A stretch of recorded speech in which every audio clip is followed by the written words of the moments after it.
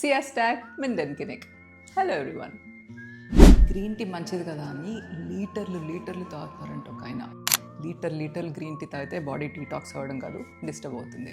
దేనికైనా కానీ ఒక రికమెండెడ్ డోస్ అంటూ ఉంటుంది. Beyond that anything is harmful. మనకు తెలిసిందే గ్రీన్ టీలో యాంటీ ఆక్సిడెంట్స్ ఎక్కువ ఉంటాయి. గ్రీన్ టీతో మన కార్డియోవాస్కులర్ హెల్త్ బెటర్ అవుతుంది, బ్రెయిన్ హెల్త్ ఇంప్రూవ్ అవుతుంది. కొన్ని స్టడీస్ క్యాన్సర్ ప్రివెన్షన్ కూడా పాసిబుల్ అంటున్నారు. ప్లస్ వెయిట్ లాస్కి ఎయిడ్ అవుతుంది, డయాబెటీస్ని చెక్లో ఉంచుతుంది. At the same time excess green tea వల్ల దాంట్లో కొన్ని టాక్సిక్ కెమికల్స్ ఉన్నాయి, క్యాథెచిన్స్ మోస్ట్ ఇంపార్టెంట్లీ.